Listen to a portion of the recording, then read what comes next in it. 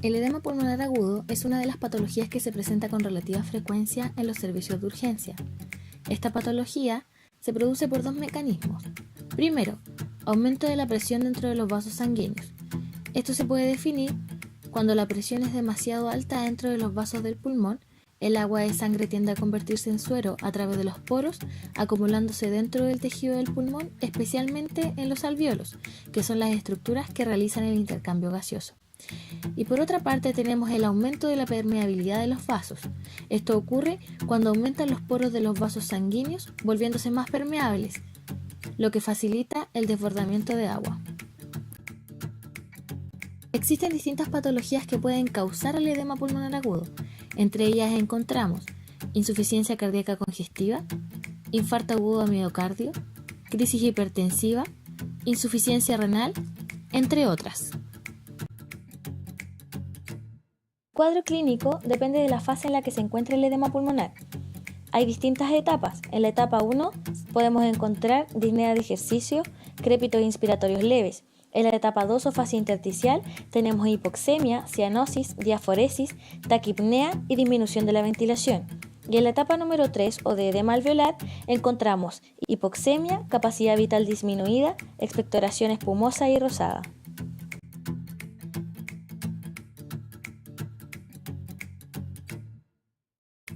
Algunos de los signos o síntomas que se pueden padecer con esta enfermedad son extrema falta de aire, que empeora al estar recostado, sensación de sofocación o ahogo, silbido al respirar o jadeos, ansiedad, inquietud o sensación de aprehensión, tos que produce esputo espumoso y que puede estar teñido con sangre, dolor en el pecho si el edema pulmonar está provocado por una enfermedad cardíaca.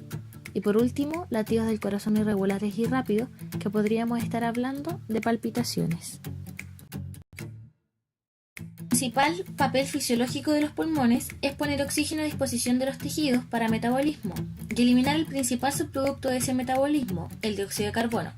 Los pulmones desempeñan esta función al mover el aire que se inspira de modo que quede en estrecha proximidad al lecho pulmonar para pedir el intercambio de gases por medio de difusión simple. Esto se consigue con una carga de trabajo mínimo, se regula con eficiencia en un amplio rango de demanda metabólica y tiene lugar con proporción estrecha entre la ventilación y la perfusión pulmonar. La estructura y función normales de los pulmones son: el sistema respiratorio consiste en los pulmones cubiertos por la pleura visceral, contenidos por la pared torácica y el diafragma. Este último es el principal músculo fuelle para la ventilación. Los pulmones se dividen en lóbulos donde cada uno es demarcado por pleura visceral interpuesta. Al final de la expiración, la mayor parte del volumen de los pulmones es aire, mientras que casi la mitad de la masa de los pulmones consta del volumen de sangre. Las fibras de tejido conjuntivo y el surfactante son para mantener la integración anatómica de esta área. Las fibras de tejido conjuntivo son estructuras de colágeno, elásticas y muy organizadas. Se irradian hacia los pulmones, dividen segmentos, revisten las vías respiratorias y los vasos y apoyan las paredes alveolares con una red fibrosa muy elástica y delicada. Para entender la fisiopatología del edema agudo pulmonar, es necesario entender la definición de esta patología como una acumulación anormal de líquido en los componentes extravasculares del pulmón, ya sea en el intersticio pulmonar o espacios alveolares, y tiene un muy rápido desarrollo. Esto ocurre cuando el líquido es filtrado más rápido de lo que es removido, impidiendo la oxigenación normal de la sangre, ocasionando así una hipoxia tisular. Desde el punto de vista funcional, el edema pulmonar agudo se puede producir por dos causas principales.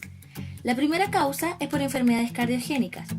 Esto se define como un fallo en el bombeo del corazón, haciendo que la sangre retorne a la circulación pulmonar, cuando la presión hidrostática capilar pulmonar es mayor a la presión osmótica coloidal. El líquido es impulsado fuera de los capilares hacia el espacio intersticial y el alvéolo. Ejemplos de enfermedades cardiogénicas son infarto agudo al miocardio, hipertensión arterial y arritmias cardíacas. La segunda causa son las patologías no cardiogénicas. La presión hidrostática está en un rango normal. El líquido se desplaza con la proteína conforme cambia la fuerza oncótica del vaso hasta el tejido. Y algunos ejemplos de enfermedades no cardiogénicas son inhalación de gases irritantes, sepsis, neumonía por aspiración, shock séptico, aspiración de contenido gástrico, embolia grasa, síndrome de distrés respiratorio del adulto y administración rápida de líquidos intravenosos. Existe una rápida transudación de exceso de líquido en los pulmones por aumento de la presión capilar pulmonar. Esto ocurre en ausencia de cambio de la permeabilidad o integridad del endotelio de capilares pulmonares. Al ocurrir esto, hay un aumento de la presión capilar pulmonar, aumenta la presión venosa pulmonar y la presión microvascular. Luego hay una filtración de líquido bajo en proteínas a través del endotelio pulmonar hacia el espacio alveolar y disminuye la capacidad de difusión, hipoxia y dificultad respiratoria.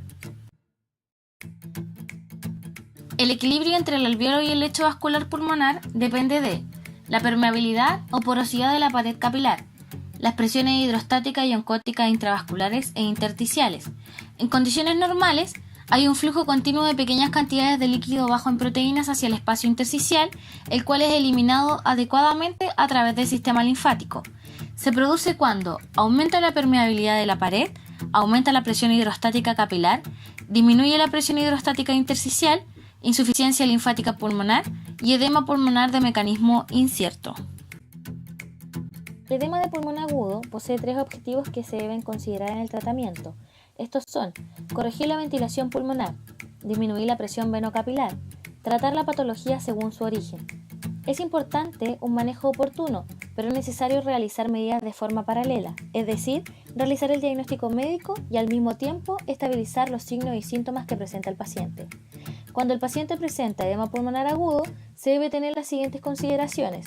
El paciente debe estar en posición Fowler para una mejor ventilación alveolo-capilar, controlar signos vitales de forma continua, un monitoreo cardíaco continuo, un monitoreo de diuresis horario, además de un balance hídrico, un control de electrolitos diarios, principalmente potasio y magnesio, ya que si estos bajan aumenta el riesgo de arritmias. El tratamiento por su parte se basa en 3 importantes manejos. Estos son: 1. Monitorizar con el oxímetro de pulso, ya que es común que el paciente presente baja saturación, o sea un menor al 95%. Es por eso que se le debe otorgar oxígeno, ya que esto puede ocasionar vasoconstricción y dañar la función cardíaca. Cuando el paciente no presenta mejorías, se debe conectar a un ventilador mecánico invasivo. Las indicaciones para poder iniciar la ventilación mecánica invasiva son: hipoxia progresiva, acidosis respiratoria y frecuencia respiratoria mayor a 40 por minuto. En segundo lugar, se administran diuréticos como la furosemida para así disminuir el exceso de líquido y mejorar la oxigenación.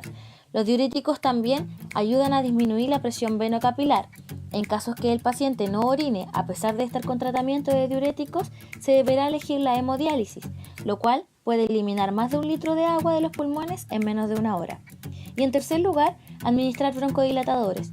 Estos dilatan el músculo liso de los bronquios y provocan la disminución de la resistencia para así aumentar el flujo de aire y el área de intercambio gaseoso.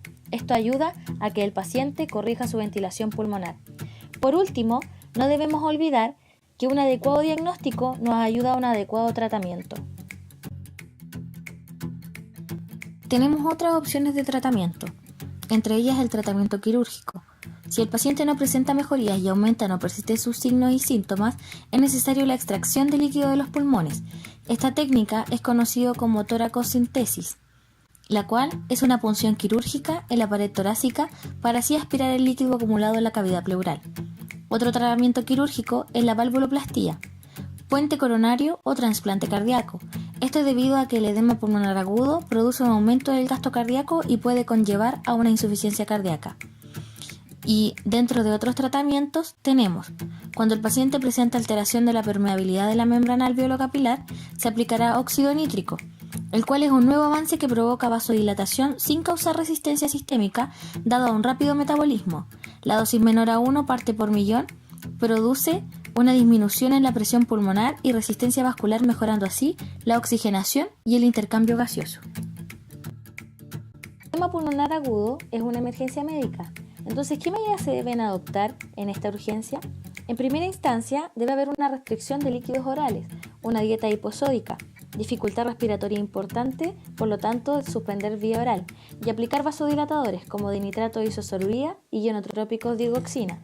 En segunda instancia, suspender drogas depresoras de la contractibilidad cardíaca, como por ejemplo los betabloqueadores y disopiramida. El paciente debe estar sentado en el borde de la cama y hay que aplicar broncodilatación, como por ejemplo aminofilina.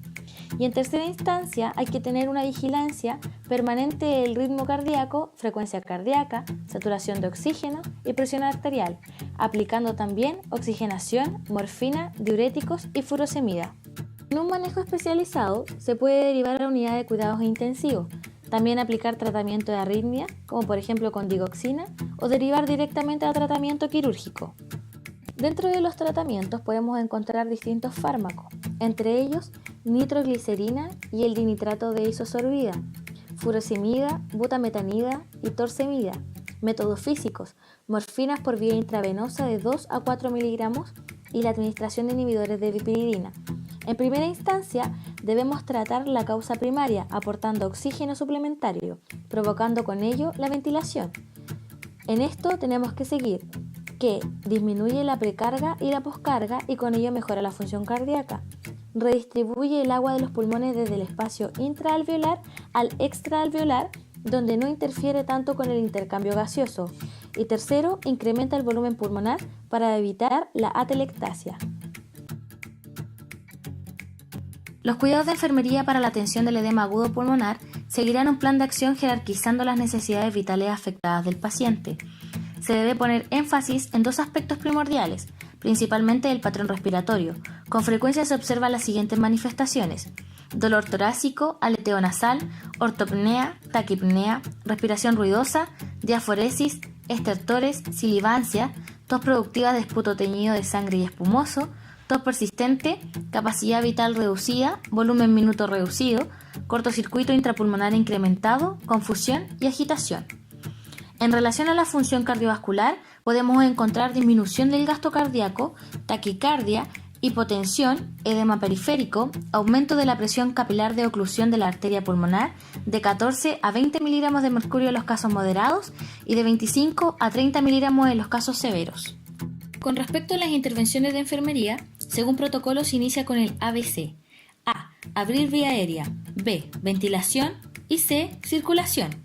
Para seguir este protocolo se deben seguir los siguientes pasos: valorar el estado de conciencia del paciente, dar posición de semi-Fowler o Fowler, administrar oxigenoterapia, preparar material y equipo para la intubación orotraqueal, asistir al médico para la intubación orotraqueal si lo requiere en el caso del paciente, toma de signos vitales completos, permeabilizar una vía endovenosa, monitorizar frecuencia respiratoria, saturación de oxígeno, capnografía, presión venosa central, si es posible presión arterial invasiva y valorar sus cifras.